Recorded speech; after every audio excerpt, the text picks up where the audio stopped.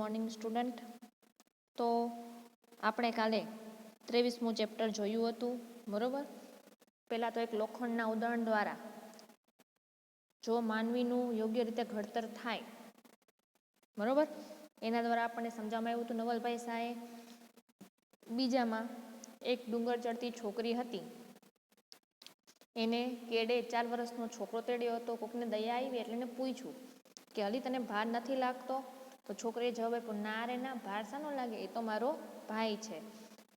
તો આમ દરેક વ્યક્તિને આપણે ભાઈ સમજીએ તો કોઈને ભાર લાગતો નથી.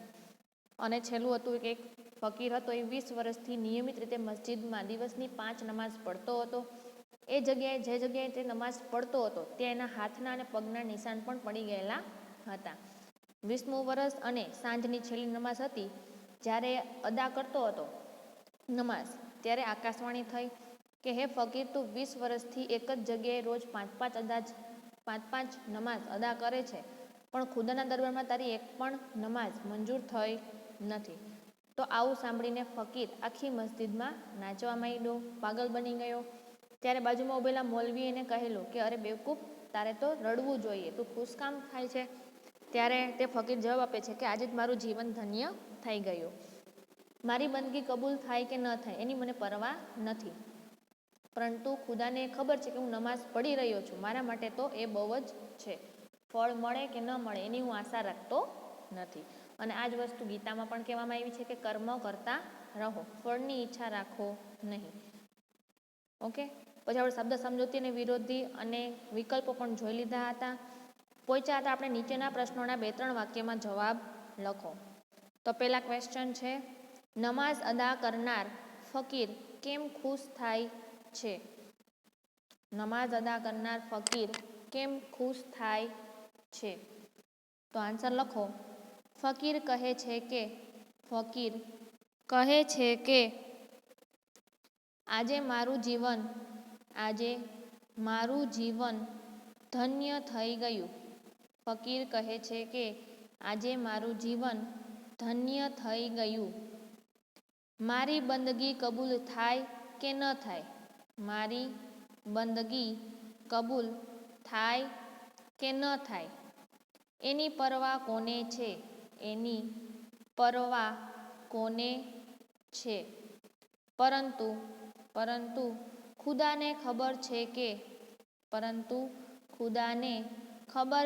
કે હું નમાઝ પઢી રહ્યો છું.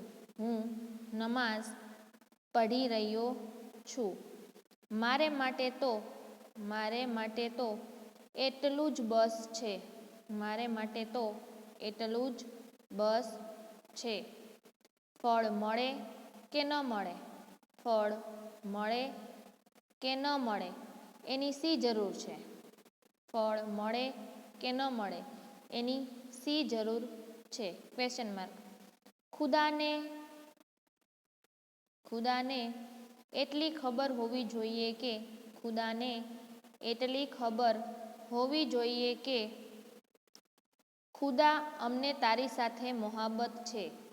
ખુદા અમને તારી સાથે મોહબ્બત છે. બંદગી સફળ થઈ જાય.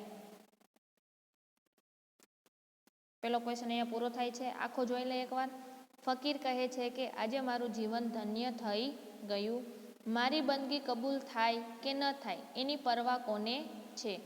પરંતુ ખુદાને ખબર છે કે નમાઝ પઢી રહ્યો છું, મારે માટે તો એટલું જ બસ છે.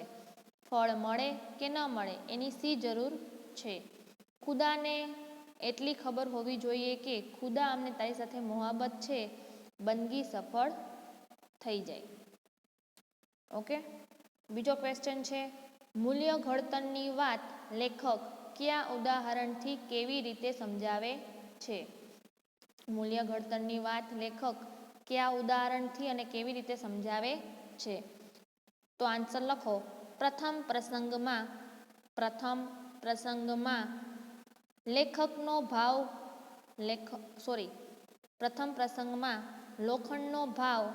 લોખંડનો ભાવ ખાલી 1 રૂપિયો મળે છે.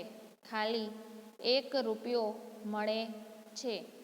પણ તેને ઘોડાની નાળ બનાવીને વેચીએ તો પણ તેમાંથી અથવા તો તેને ઘોડાની નાળ બનાવીને વેચીએ તો 2.5 રૂપિયા મળે છે. તો 2.5 રૂપિયા મળે છે. અને તેમાંથી સોય બનાવીએ તો 600 રૂપિયા મળે. 600 રૂપિયા મળે. અને ઘડિયાળની ઝીણી ઝીણી કમાન બનાવીએ તો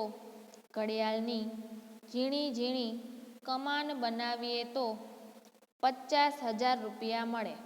ઘડિયાળની ઝીણી ઝીણી કમાન બનાવીએ તો 50,000 રૂપિયા મળે. લોખંડ એનું એ જ છે. લોખંડ એનું એ જ છે. પણ તેનો ઘાટ કરીને તેનું મૂલ્ય વધારી શકાય છે. તેનું મૂલ્ય વધારી શકાય છે. તેવી જ રીતે માણસનું જો યોગ્ય ઘડતર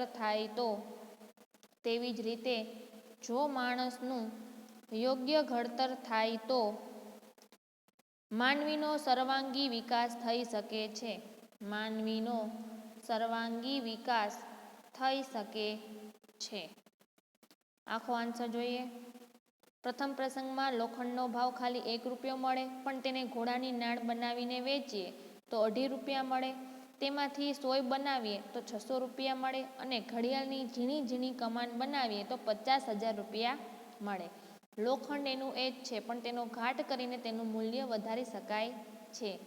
તેવી જ રીતે માણસનું જો યોગ્ય ઘડતર થાય તો માનવીનો સર્વાંગી વિકાસ થઈ શકે છે. ઓકે. ત્રીજો પ્રશ્ન જોઈએ તો કોઈએ ડુંગર ચડતી છોકરીને શું પૂછ્યું અને છોકરીએ તેનો શું જવાબ આપ્યો? તો કોઈએ ડુંગર ચડતી છોકરીને પૂછ્યું કે અલી આ છોકરાને તેડીને ચડે છે, તને તેનો ભાર નથી લાગતો? તને તેનો ભાર નથી લાગતો? Question mark. ત્યારે છોકરી જવાબ આપે છે કે ના રે ના, ભાર શાનો? એ તો મારો ભાઈ છે. આમ સમાજના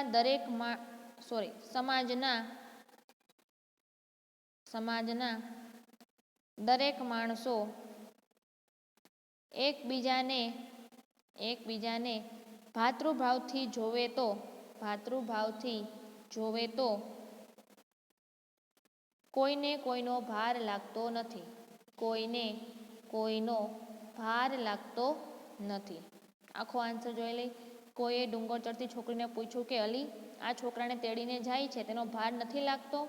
ત્યારે છોકરી જવાબ આપે છે કે ના રે ના, ભાર શાનો? એ તો મારો ભાઈ છે. આમ સમાજમાં દરેક માણસ આપણને ભાતૃભાવથી રહીએ તો આપણને કોઈનો ભાર લાગતો નથી. તો અહીંયા આપણું 23મું ચેપ્ટર છે એ કમ્પ્લીટ થાય છે. આગળ જોઈએ તો અન્ય પ્રેરક પ્રસંગ મેળવી એક અંક બનાવો. હવે આપણે ચેપ્ટર પૂરા થઈ ગયા છે તો આપણે વધારાની જે ખાલી જગ્યા છે, MCQ છે, પહેલા ચેપ્ટરથી લઈને બધા ચેપ્ટર લગીની જોઈશું. પણ એ પછી પહેલાં ગ્રામર પૂરું થઈ જાય પછી. હવે ભાષા અભિવ્યક્તિ જોઈએ તો શરતવાચક સંયોજન તો અહીં 4 વખત વાપરીને લેખકે જુદા જુદા પરિણામની શક્યતા બતાવી છે. હવે તો એ શરતવાચક સંયોજક છે. હવે અહીંયા નીચેના જે વાક્ય છે એમાં 4 વાર અલગ અલગ રીતે વાક્ય બનાવેલા છે. તો ચારેયના પરિણામ છે એની શક્યતા દર વખતે અલગ અલગ થાય છે. જેમ કે અંતિમ વાક્યોમાં સારરૂપ સત્ય સમજાવવા તો અને જ નિપાત વપરાયા છે. અહીં લાઘવથી એક શબ્દના બદલાવાથી બહેન ભાઈ માટેની લાગણી સરળતાથી વર્ણવાય તે લાક્ષણિકતા નોંધો. હવે શિક્ષકની ભૂમિકા શું છે? તો કે કોઈ પણ વ્યક્તિ જેમ વધુ કેળવાય તેમ તેના વિચારો, વર્તન, વ્યવહાર, વાણી ઉન્નત બને છે. મતલબ કે માની લો કે કોઈ પણ એક વ્યક્તિ છે, એણે દુઃખ પણ જોયું છે, એને આગળનો વિચાર કર્યો છે, એનું વર્તન છે એ બધા સામે યોગ્ય છે, એની વ્યવહાર વાણી ક્યારે બને? જ્યારે એ માણસ સુખ અને દુઃખમાંથી બંનેમાંથી પસાર થઈ ગયો હોય અને એમાંથી એને કંઈક નવું જાણવા મળ્યું હોય.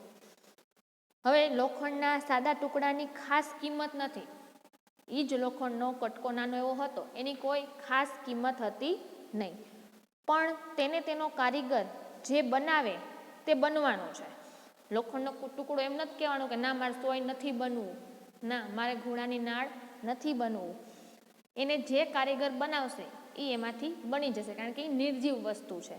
એટલે મનુષ્ય એને જે બનાવશે તે બની જશે. તો જ્યારે મનુષ્ય વિદ્યાર્થી સ્વયં પોતાને શું બનવું છે તે નક્કી કરી તે મુજબ આગળ વધી શકે છે. તમે નાના હો, સમજણા થાવ ત્યારથી જ તમે નક્કી કરી લ્યો એક ધ્યેય કે મારે મોટું થઈને આ બનવું છે, તો તમે એ જ દિશામાં આગળ વધી શકો છો. તે માટે તે સક્ષમ છે તેની શ્રેષ્ઠત્વ તરફ આગળ વધવું અને મૂલ્યવાન બનવું તે વાત વિદ્યાર્થીઓને જણાવવી. માની લ્યો તમને કોઈ સાયન્સમાં રસ છે, તો આગળ જઈને તમારો સાયન્સમાં જે રસ છે એને આગળ વધારો, એમાં નવા નવા સંશોધન કરો, નવા નવા વિચારો કરો, બરાબર? તો તમે એ ક્ષેત્રમાં આગળ વધી શકો છો. બીજામાં છે તો કે જ્યારે કોઈ કાર્ય આનંદથી કરો તો તેનો આનંદ પ્રદાન કરે છે. જ્યારે તેણે ભારણ સમજીને કામને કરો તો તમને વેઠ થઈ જાય છે. માની લ્યો કે મને કોઈ કામ આપ્યું, એ કામ છે એ અઘરું છે, પણ મને એમાં રસ છે, એ કામ કરવાની ઈચ્છા છે, મને એમાં રસ છે, તો હું એ કામ સરળતાથી કરી શકીશ. પણ એ જ કામમાં જો મને રસ નહીં હોય તો એ કામ મારા માટે કેવું થઈ જશે? અઘરું. તો એ જ રીતે ભાઈ કે પરિવારના સભ્યો તરફની કર્તવ્ય ભાવનાનો સ્વીકાર થાય તો તે ભારરૂપ લાગવાને બદલે આનંદપ્રદ બને છે. મને મારો નાનો ભાઈ કે નાની બહેન હોય, એ મને વાલી હોય તો હું એને કષ્ટ પડવા દઈશ નહીં. મને કષ્ટ પડશે એ મને પોસાશે, પણ હું એને કષ્ટ પડવા દઈશ નહીં. તો એ છોકરી હતી એ એના ભાઈને ચડાવતી ન હતી. શું કામ? એને તેડીને, એને કષ્ટ ન પડે એટલે પોતે એને તેડીને ચડાવતી હતી, અને એ કામ એના માટે આનંદ બની ગયો. એના માટે કષ્ટ પડ્યું નથી, કારણ કે એનો ભાઈ હતો. પરિવારનું કેન્દ્ર બળ સ્નેહ છે. સ્નેહને કારણે સૌ પરસ્પરની કાળજી લે છે. અને ત્રીજું છે કર્મણીએ વધિકા રસ્તેમાં ફલેશું કદાચન. એટલે કે ઘરે ઘરે લખાતું બોલાતું ગીતાના સારરૂપ આ વાક્ય ખૂબ ઓછા માણસોના જીવનમાં આત્મસાત કરે છે. ઘરે ઘરે લખાતું હશે બોર્ડમાં, આપણે બોલતા પણ હઈશું, પણ રિયલમાં ગીતાના સારરૂપમાં વાક્ય છે, પણ રિયલમાં ઓછા માણસોએ પોતાના જીવનમાં એને ઉતાર્યું હશે કે ફળની આશા રાખ્યા વિના કાર્ય કરો.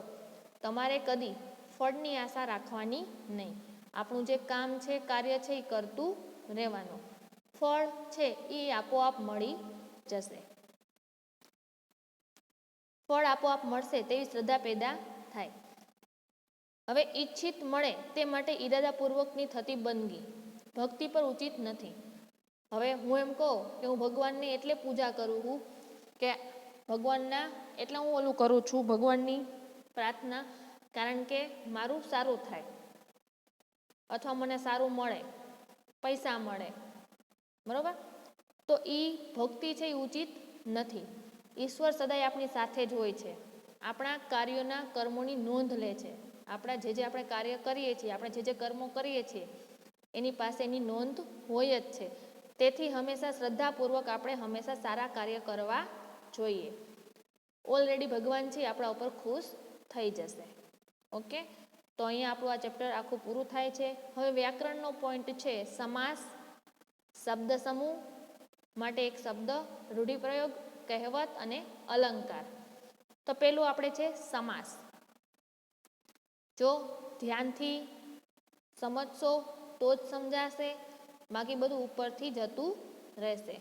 ઓકે, તો સમાસ આપણે લખવાનું નથી, હું લખવાનું હોય છે એ તમને કહીશ. ઓકે, અત્યારે ખાલી સમજવાનું છે. તો સમાસ, તો નીચેના વાક્ય વાંચો.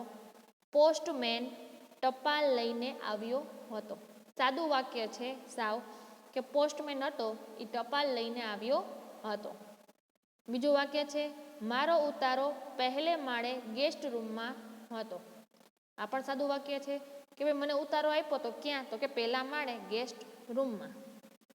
હવે આ વાક્યમાં નીચેના શબ્દો જુઓ, એક છે પોસ્ટમેન અને એક છે ગેસ્ટ રૂમ. આ શબ્દ વાંચો તો તેનો અર્થ તમને શું સમજાય? પોસ્ટમેન એટલે શું? તો કે a man who bring post. Postman ટપાલી કોને કહીએ આપણે? તો કે જે માણસ ટપાલ લાવતો હોય એને આપણે ટપાલી કહીએ. ગેસ્ટ રૂમ કોને કહેવાય? તો અ રૂમ વેર અ ગેસ્ટ.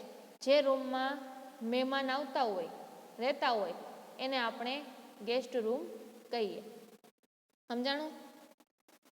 હવે તમે કમ્પાઉન્ડ વર્ડ્સથી પરિચિત છો. શા માટે આપણે આવા શબ્દો વાપરીએ છીએ? મિત્રો, તમે નીચેના સંવાદો જુઓ. તો પેલું છે રોહન. રોહન કહે છે કે આ વખતે આપણે પ્રવાસમાં એન્ડલેમ્સ ઇમેજિકા જવાના છીએ. એન્ડલેમ્સ ઇમેજિકા. તો રોહિત કહે છે તું પ્રવાસમાં એડલેમ્સ ઇમેજિકા જવાનો છે? સવાલ પૂછે છે. રોહનનો જવાબ આપે છે હા, હું પ્રવાસમાં એડલેમ્સ ઇમેજિકા જવાનો છું. રોહિત, તું પહેલા એડલેમ્સ ઇમેજિકા ગયો છે? કોઈ દી ગયો છે ત્યાં? તમને થશે કે કોઈ આવી રીતે વાત કરતું હશે, તો આ સંવાદો કેવા હોઈ શકે? ચાલો જોઈએ. તો રોહન, આ વખતે આપણે પ્રવાસમાં એડલેમ્સ ઇમેજિકા જવાના છીએ. રોહિત, તું જવાનો છે? રોહન, હા, હું જવાનો છું.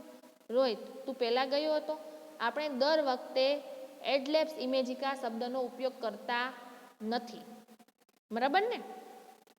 હવે તમને બીજો સંવાદ વધુ સહજ લાગશે કે બરાબર આપણે આ રીતે જ વાત કરીએ છીએ, કારણ કે આપણી પાસે જે માહિતી હોય છે તેનું આપણે પુનરાવર્તન કરતા નથી. એકવાર એણે કહી દીધું કે હું એડલેમ્સ ઇમેજિકા જવાનો છું, તો એ મને ખબર પડી ગઈ, એટલે બીજી વાર તું ત્યાં પહેલા ગયો તો? તું જવાનો છો? આપણે ડાયરેક્ટ એવું જ પૂછું. પાછો આપણે એના એ શબ્દનો કોઈ દી ઉપયોગ વારંવાર કરશું નહીં. તો કારણ કે આપણી પાસે જે માહિતી હોય એનું આપણે પુનરાવર્તન કરતા નથી. બિનજરૂરી લંબાણ સંવાદમાં કંટાળો લાવે છે. જો તમે બિનજરૂરી વાતો કરો તો એ લાંબી થતી જાય અને લાંબી વાતોમાં કંટાળો આવે છે અને ગેરસમજ પણ પેદા થઈ શકે છે. આપણને ઊંધું પણ સમજાઈ શકે છે. તો આપણે અહીં શું કર્યું? તો કે જે વાત વારંવાર ન કહીએ તો ચાલે એવું હોય તો તે વિગત જ કહીને જણાવીએ. બિનજરૂરી પુનરાવર્તન આપણે ટાળીએ છીએ, કરતા નથી. હવે તમને ખ્યાલ આવ્યો હશે કે આ રીતે આપણે નવા શબ્દ બનાવીએ છીએ. શબ્દઘટનની આ પ્રક્રિયાને સમાસ રચના જ કહેવાય છે. હવે નીચેના વાક્ય વાંચો. તો કે હવે ફળીએ જુવાર બાજરીની ચણ નાખનારા દાદા રહ્યા નથી. પહેલું વાક્ય છે હવે ફળીએ જુવારની ચણ પહેલું વાક્ય આપણને જે સંયુક્ત આપ્યું છે એ છે હવે ફળીએ જુવાર બજારીની ચણ નાખનાર દાદા રહ્યા નથી. હવે તમે આ વાક્યનો શું અર્થ સમજ્યા? આમાં બે વાક્ય છે, બરોબર? પેલું છે કે હવે ફળીએ જુવારનો ચણ નાખનાર દાદા રહ્યા નથી. બીજું વાક્ય કે હવે ફળીએ બાજરીની ચણ નાખનાર દાદા રહ્યા નથી. એક જુવારની ચણ છે, એક બાજરીની ચણ છે. પણ પહેલા વાક્યમાં આપણને જુવાર અને બાજરી વચ્ચે ડેશ કરીને એક વાક્ય આપી દીધું કે ભાઈ હવે ફળીએ જુવાર બાજરી નાખનારા દાદા રહ્યા નથી. તો આમાં કેટલી વિગતોનું પુનરાવર્તન છે? તો હવે ફળીએ ચણ નાખનારા દાદા રહ્યા નથી. આ આખું વાક્ય એનું છે, ખાલી વચ્ચેથી શું વયું ગયું? તો કે જુવાર અને બાજરી. બાકીનું આખું વાક્ય કેવું છે? સરખું. બરાબર?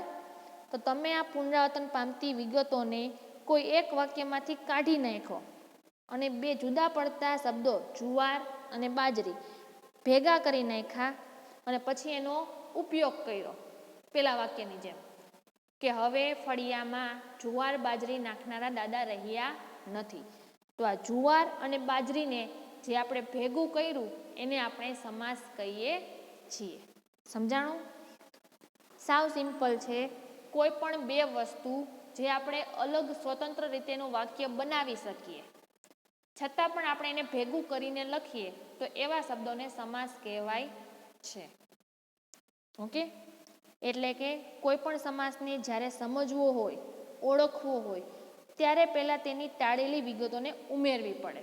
જે વસ્તુ એને બાદ કરી નાખી હોય, કાઢી નાખી હોય એને પહેલાં આપણે શું કરવું પડે? ઉમેરવું પડે. જેમ કે રાત્રિ શાળા, વેરઝેર, મધરાત. હવે રાત્રિ શાળા એટલે શું? તમને શું વિચાર આવ્યો? રાત્રિ શાળાનું નામ વાંચીએ. રાત્રિ શાળા એટલે બે શબ્દ થયા. રાત્રિ, રાત્રિ એટલે રાત, શાળા એટલે સ્કૂલ, થયા બે શબ્દ. તો તમને શું થયું કે પ્રયોગ માટેની શાળા તો એને પ્રયોગશાળા કહેવાય. તો રાત માટેની શાળા એટલે રાત્રિ શાળા. પ્રયોગશાળા આપણે કોને કહી? ભાઈ જ્યાં પ્રયોગો થતા હોય એવી શાળા એટલે પ્રયોગશાળા. તો જ્યાં રાત્રે શાળા ચાલતી હોય એને આપણે રાત્રિ શાળા કહી શકીએ. રાઈટ? બરોબર ને? તો રાત માટેની શાળા એટલે રાત્રિ શાળા. તો રાતની પ્રવૃત્તિ શીખડાવતી શાળા અથવા તો રાત્રે અભ્યાસ કરાવતી શાળા. ઘણા બધા મિનિંગ નીકળી શકે. હવે એવું બીજું જ છે નવસર્જન. હવે એટલે નવનું સર્જન, નવ વખત સર્જન કે ન્યૂ સર્જન. મધરાત એટલે મધ જેવી મીઠી રાત કે રાતનો મધ્ય ભાગ. મધ એટલે અડધું. મધ એટલે અડધું. તો અડધો રાતનો સમય કે મધ એટલે ઓલું મધ જે આપણે ગળું ગળું મધ પીએ ને એ. બરોબર? તો તમે જોઈ શકો છો કે માત્ર જો વિગત ઉમેરવાની હોય તો કદાચ આમાંની બધી વિગત તમે ઉમેરી શકો છો. પણ એ સમાસ બોલાય ત્યારે તમારા મનમાં કયો અર્થ ઝળકે છે તે જોવું જોઈએ.